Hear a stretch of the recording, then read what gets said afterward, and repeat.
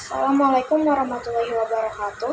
Puji syukur kita panjatkan kehadirat Allah Subhanahu wa Ta'ala yang telah memberikan kita nikmat iman, ilmu, dan kesempatan untuk terus belajar. Salawat serta salam semoga senantiasa tercurah kepada Nabi Muhammad SAW, keluarga, sahabat, dan seluruh umatnya hingga akhir zaman.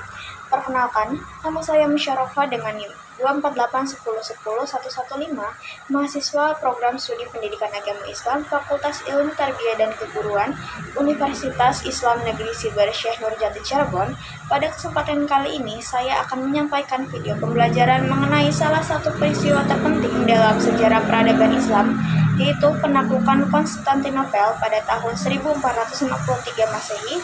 Semoga video ini akan memberikan manfaat kepada kalian semua. Selamat menyaksikan.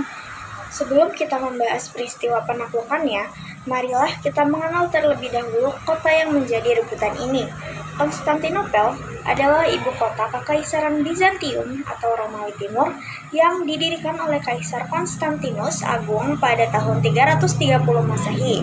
Kota ini terletak di posisi yang sangat strategis, teman-teman. Berada tepat di persimpangan antara benua Eropa dan Asia dengan laut yang mengampitnya dari tiga sisi sekaligus.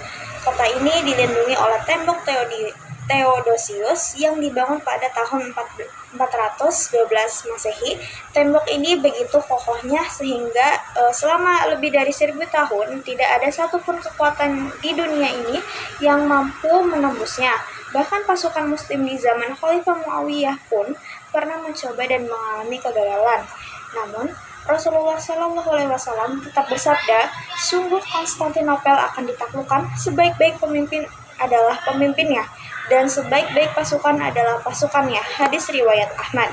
Hadis inilah yang selama berabad-abad terus membakar semangat para pemimpin muslim.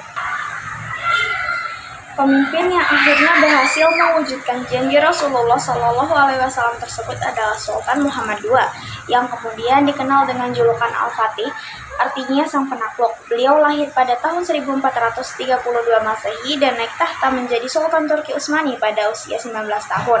Sejak muda, Al-Fatih dikenal sebagai sosok yang sangat luar biasa. Beliau adalah penghafal Al-Quran, menguasai 6 bahasa asing, dan memiliki wawasan yang luas dalam bidang militer maupun ilmu pengetahuan. Salah satu persiapan strategisnya adalah memesan meriam raksasa kepada seorang insinyur asal Hungaria bernama Urban. Meriam tersebut memiliki panjang sekitar 8 meter dan berat sekitar 18 ton, menjadikannya senjata terbesar dan paling canggih di zamannya. Pada tanggal 6 April 1453 Masehi, pasukan Turki Utsmani yang berjumlah sekitar 80.000 personel mulai melancarkan pengepungan, sementara pasukan Bizantium yang mempertahankan kota hanya berjumlah sekitar 7.000 orang. Meriam terus menghantam tembok siang dan malam. Namun setiap malam pasukan Bizantium segera memperbaiki kerusakannya. Salah satu hambatan yang terbesar adalah jalur laut yang diblokir rantai besar di Selat Tanduk Emas. Namun Al-Fatih memerintahkan 70 kapal perang untuk diangkat melewati daratan melalui perbukitan yang dilumuri lemak hewan, lalu diturunkan kembali ke perairan selat. Seluruh operasi ini diselesaikan hanya dalam satu malam. Ketika fajar tiba, pasukan Bizantium mendapati 70 kapal perang sudah berada di dalam selat, sesuatu yang sama sekali tidak mereka duga. Setelah 53 hari pengepungan, pada tanggal 29 Mei 1453 Masehi, pasukan Turki Utsmani akhirnya berhasil menembus pertahanan kota. Kaisar Bizantium terakhir, Konstantin IX, gugur dalam pertempuran. Dengan itu berakhirlah Kekaisaran Romawi Timur yang telah berdiri selama lebih dari 1000 tahun. Konstantinopel kemudian berganti nama menjadi Istanbul.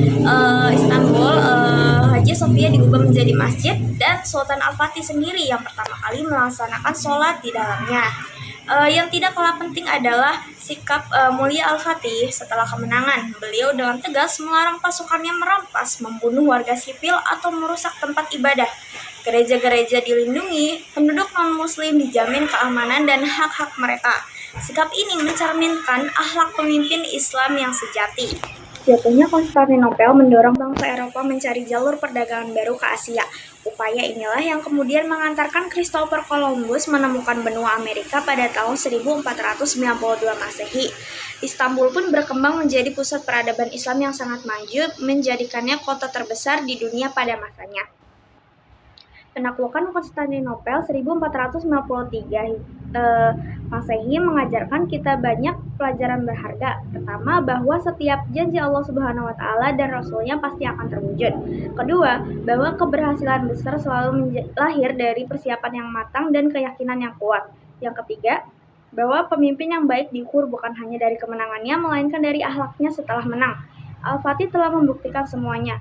Semoga kisah beliau menjadi inspirasi bagi kita semua. Demikian video pembelajaran yang dapat saya sampaikan.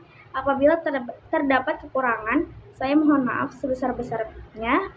Wassalamualaikum warahmatullahi wabarakatuh.